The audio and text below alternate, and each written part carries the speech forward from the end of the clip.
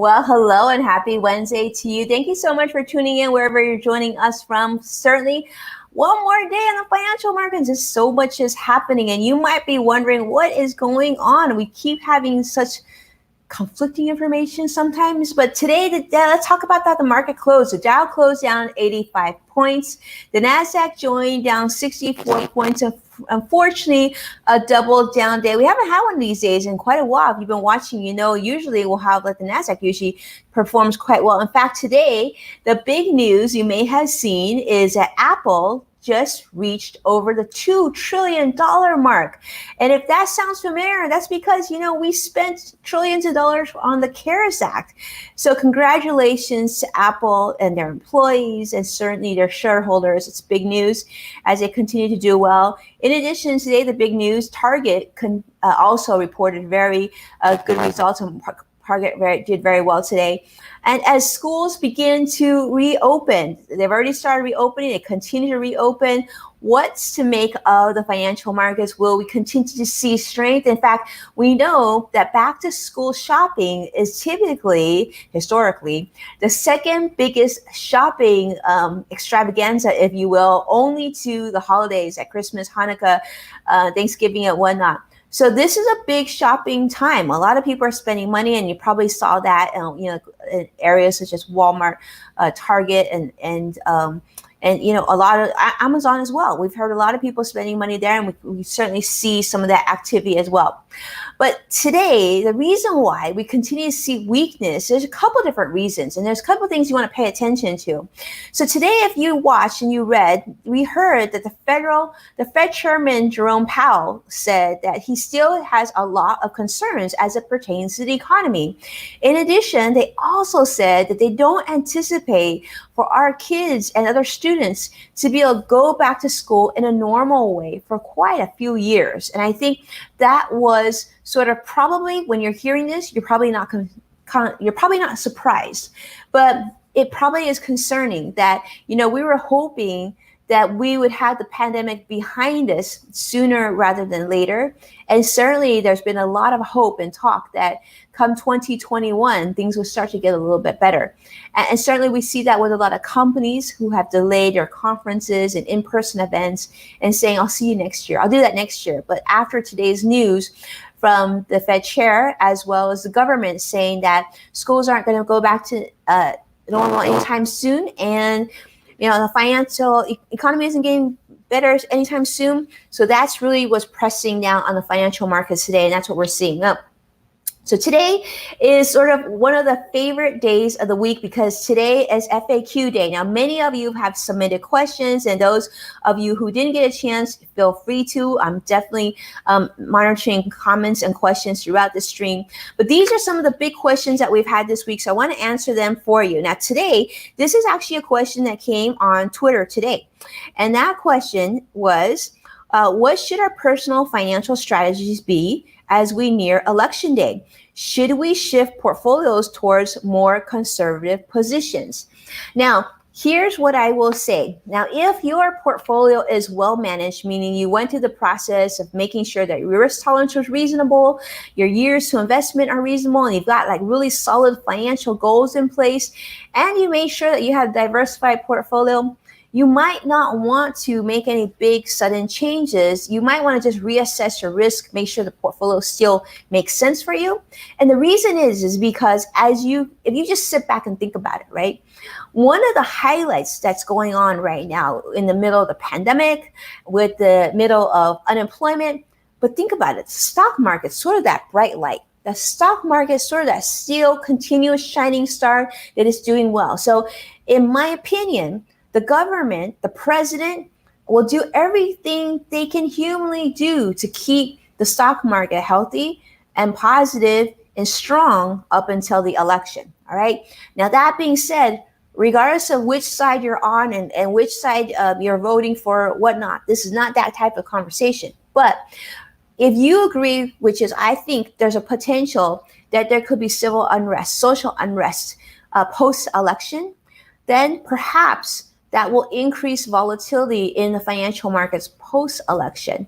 And so keep that in mind. Of course, we don't time the market. Timing is pretty much one of the most difficult things to do in the financial markets, even with greats such as Warren Buffett and whatnot. But what you can do is this. Instead, I would suggest right now taking a look at your portfolio, look at opportunities for future investments. Perhaps decrease some of your positions that have done very, very well. Maybe take a trim, take some profit off the table, keep some cash on hand. And if there continues to be volatility, and there's definitely you see some dips, and there's some securities or mutual funds or ETFs that you would love to add to your portfolio long term, then I would keep that money earmarked for that and watch and sit back and wait. But I wouldn't take drastic changes to your portfolio unless you feel like you need a second opinion or third opinion. I would do so sooner rather than later. In fact, right before I jumped on this live stream, I finished 3 meetings today for 3 potential new clients who just wanted to get a second opinion on our portfolio and wanted to make sure that they were well positioned, and we were doing a lot of strategy planning all via Zoom. So it was really, really fun. So if you are in that category and you want to do that, definitely reach out. We'd love to hear from you. Now, next question. The S&P 500 has reached a new high. What are you telling your clients to do right now? Given the performance of the market relative to the pandemic, how should we pivot and plan ahead? Okay, great question. Now, you might be watching the financial markets and wondering the same thing. What I would say is this: if you want to get proactive, there's a couple of things you can do. You've heard me talk about creating a budget. I'm not going to go there today because I know you need to create a budget. And of course, make sure you have saved up for your emergency fund. However, one thing that I would certainly do right now is if you have money sitting, like for example, one of the potential clients I met today had quite a bit sitting in a taxable account. So a taxable brokerage account that if he were to invest the money and sell it at a gain, then he would have to pay taxes. If there was a loss, and the opposite would occur. But I would say in that situation, what you want to do is consider sheltering more of it into something tax sheltered. So if you're still working and you're still able to make a contribution, I would consider increasing your 401k contribution, especially now until the end of the year, to try and maximize that contribution. Also, take a look at what kind of 401k you have. If you've got plenty of years between now and retirement, and you know you're going to be saving for retirement long term, and you're comfortable with allotting money into your retirement, I would actually consider the Roth 401k. Take a look at that, because the nice thing about the Roth 401k is you pay taxes up front on your money, but when you take it out later on in retirement, it's 100% tax-free. You won't have to pay state, federal, A&T, all those taxes. You won't have to pay any penalties as long as you keep that money in there post 59.5. But another advantage is what you put in case of emergency, you can take out your contribution. So really highly recommend that you look into that.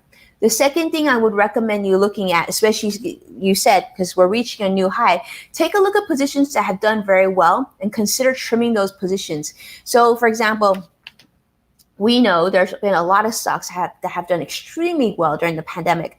And perhaps you want to make sure you realize some of that gain. So it's not to say that you don't have confidence in that stock or you don't feel comfortable in the markets or whatnot. It's simply being proactive and taking profit. So ideally, if this is a tax sheltered account, I would consider trimming your position, even 10, 20%, taking that profit and reassessing your portfolio. Maybe there's an area of your portfolio that's underweighted that you might want to add to, and you put a strategic plan in place for that.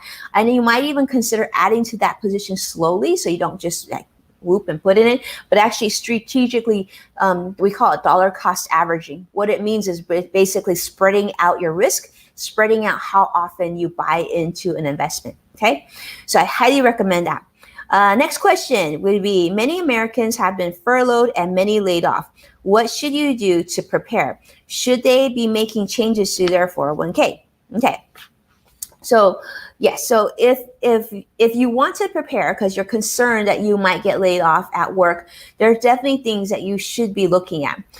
For example, many of us, when we put together our 401k allocation, we do so in a very optimistic fashion, meaning usually it's when you first get hired. It may have been years ago. You may have been at this company for a few years and not expecting to get laid off, or not expecting your investment time horizon to be reduced. Now, I was talking to actually a client earlier today, and they said, in their industry, they're seeing a lot of contraction, right? In the hospitality industry, a lot of layoffs. And they said, what can I do? What should I be doing? Well, based on that, then if there's a high likelihood that you might be leaving your company, you probably want to reassess the risk tolerance in your 401k to make sure that the time horizon is adjusted. Because if you need to use that money sooner rather than later, and you were invested for, in this case, he was looking to invest for 25 years. That's how his portfolio was designed. But he could be out of work in 3 months. So if he's invested for 25 years, he's taking, in most cases, more risk than is appropriate in case he needed to actually access that money in 3 months' time. So something certainly to consider, and something that I would want you to think about. And that's very, very important, because we want to make sure that our monies are ready and are there for you. All right.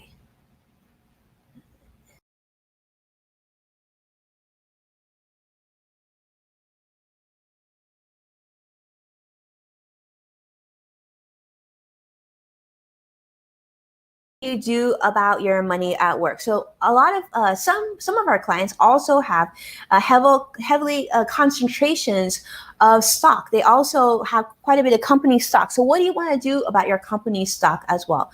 So with your company stock, same thing. You might be already getting your paycheck from your company. What is the best plan? So recently, I also got another call from a client that said, they have certain windows on when they could access their money from their stock plan. And so there were plans of leaving that money and waiting for a rainy day. But because of the restrictions, maybe this client would actually need to access those monies sooner than later.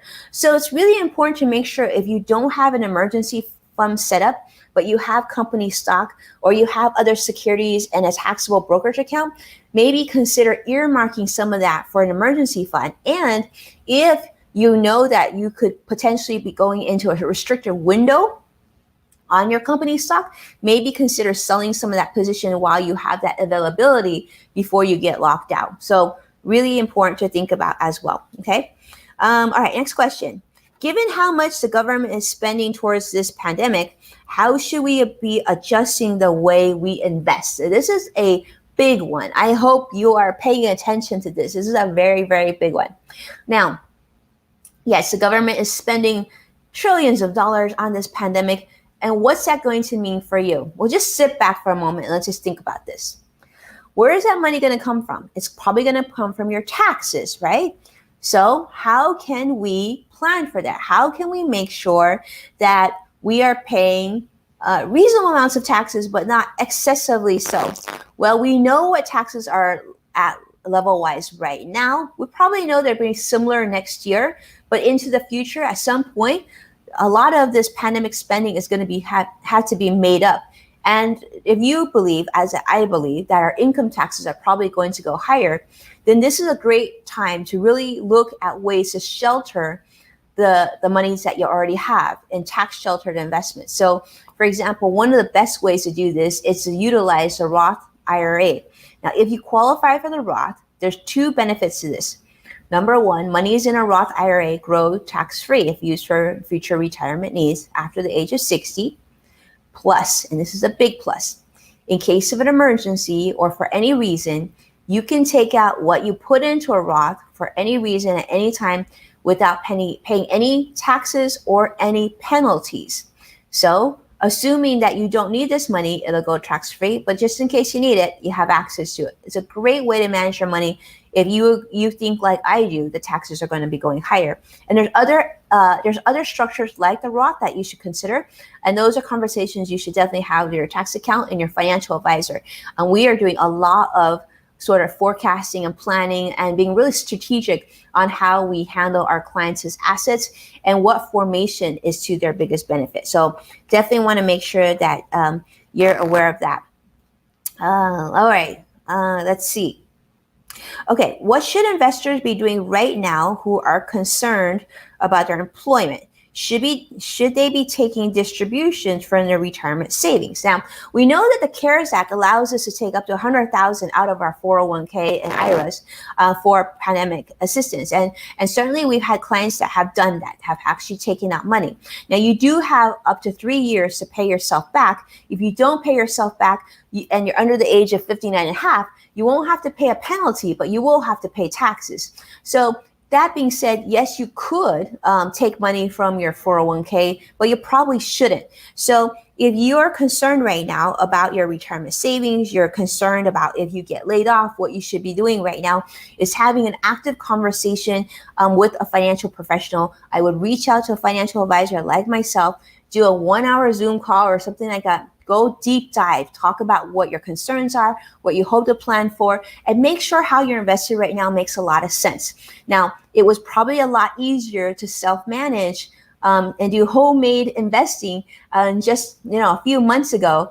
However, that being said, now given the pandemic and given the economic state that we're in, that America's in, this is a really smart time to get a second opinion and make sure you partner with a financial advisory team to help you to reach those goals. Okay. All right. Last question for the day is going to be, what can businesses be doing today to better position themselves and help support their employees with financial anxiety and stress? Thank you so much for this question. And it's a great one because as I continue to have conversations with people, at all these major different companies, Fortune 500 companies and local companies, and even with our clients, I think we can all agree that right now we are going through so much financial anxiety and so much financial stress. And we're feeling feelings we haven't felt in a really long time. Sort of that uncertainty. And we already are dealing with health and money and everything else. And it's just is like one thing that you don't need. Well, what I would say is this, is that sometimes you just need to talk this out, and you don't know what you don't need, you don't know what you don't know, right? Because it's like going through that transition of if you get laid off, it's not like you get laid off all the time. So you don't really know exactly what are the most important steps you need to take. And you don't know the timeline that you should handle things, and you don't know the smartest way and the best way. Maybe you do, but many times people don't know the exact smartest, best way and the most prudent way to duplicate and replace that income. So these are conversations that you want to have obviously with your family, but also with a financial advisor, because these are the things that we have been dealing with for in excess of 20 years. And that knowledge is most helpful to you right now because you don't want to make a lot of mistakes. Certainly, many of us would agree we can't afford to make a lot of financial mistakes right now, right? I was just talking to a potential client earlier, and they said, so what are your fees? And so I shared with her the fees, and you could sense perhaps, she wasn't sure if that was appropriate.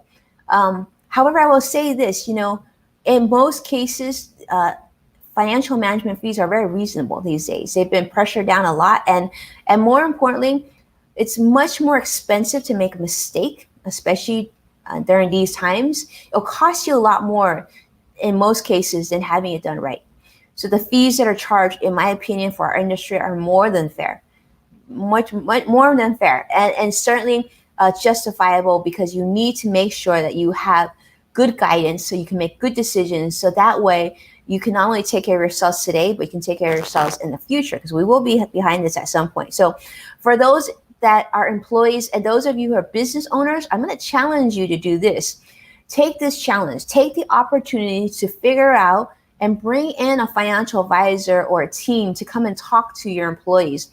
I've been talking to different company employees for the last 15 to 20 years. And I can't tell you how empowering this is, because so many times you're working, you're taking your kids to school, you don't really have a lot of time for yourself. And then you don't really do this during the work day because you're feeling guilty because you need to be working at your job.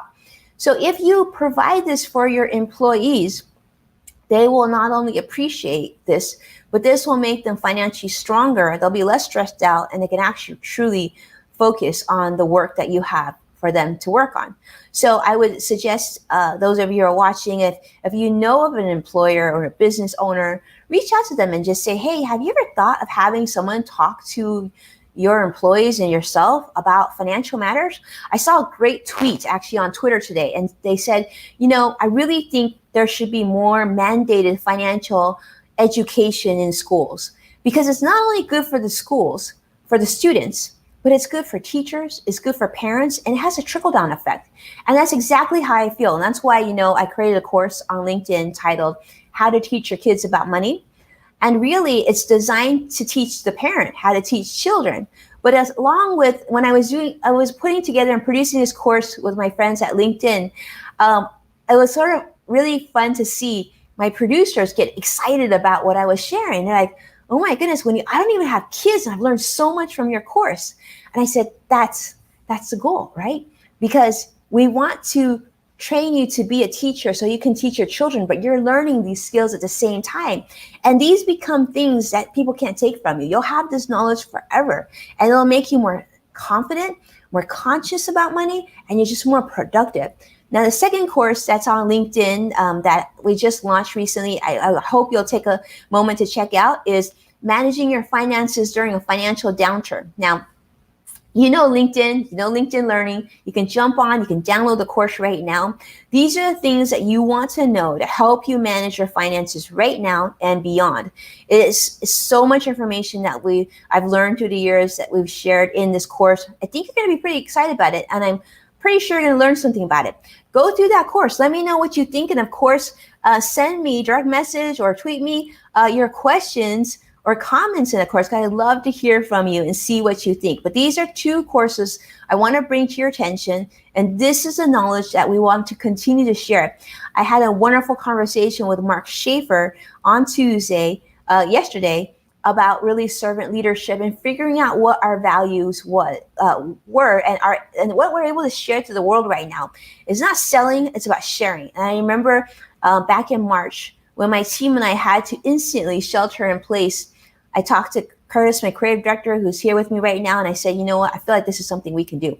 We are going to live stream every day while the financial markets is open and give people really actionable, relatable steps that you can take to better manage your finances. But more importantly, we're having these conversations so that when you talk about it and when you hear about it and you're an active participant, it reduces your stress, right? It's like, if you know this is what happened, this is how it related to your money, these are steps you can take, and these are steps you can forecast you might need to take, and these are some actionable tools, you feel like more in control and you feel a little bit less stressed.